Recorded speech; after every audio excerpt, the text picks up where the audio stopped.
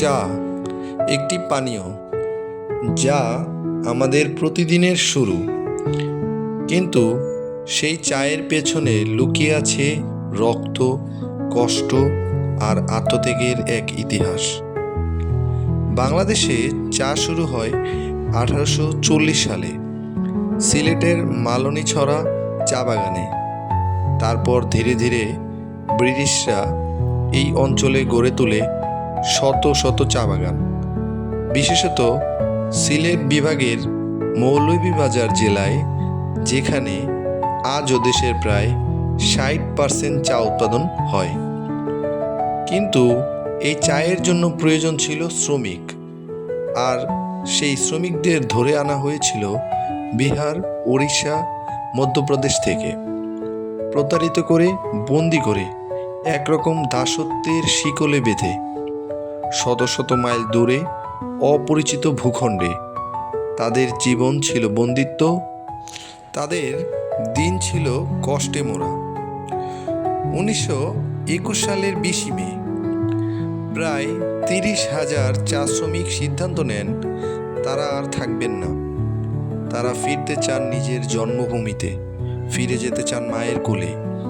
এই আন্দোলনের পেছনে নেতৃত্ব দেন পণ্ডিত গঙ্গাচরণ ও পণ্ডিত দেওশরণ।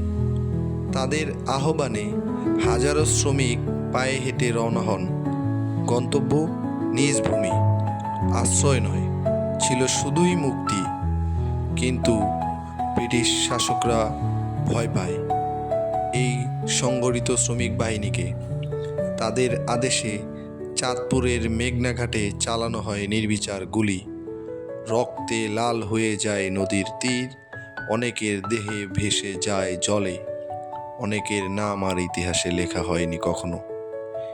এই দিনটি আজ চা শ্রমিক দিবস হিসেবে পালিত হয় তাদের উত্তরসূরিদের হাতে, চোখের জলে আর শ্রদ্ধায়।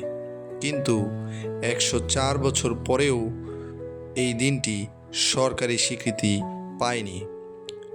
আজও মৌলভীবাজার, শ্রীমঙ্গল, হবিগঞ্জ, সিলেট এইসব চা বাগানগুলোতে হাজার হাজার শ্রমিক কাজ করে যায় সূর্যোদয় থেকে সূর্যাস্ত পর্যন্ত।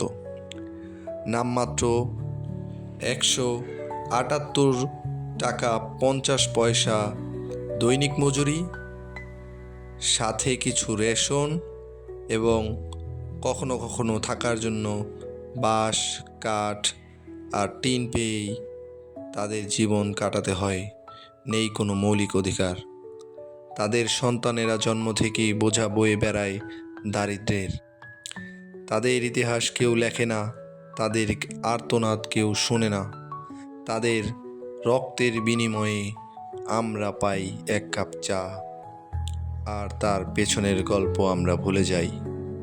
20 মে এই দিনটি শুধু শ্রমিকদের নয়, এটা আমাদের ইতিহাস, যে ইতিহাস আমরা এখনো স্বীকার করতে শিখিনি।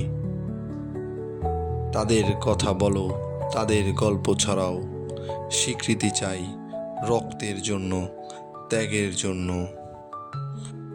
হোপ 2.1 পেজটির পক্ষ থেকে তাদের সকলের প্রতি শ্রদ্ধা, ভালোবাসা এবং আন্তরিক অভিনন্দন।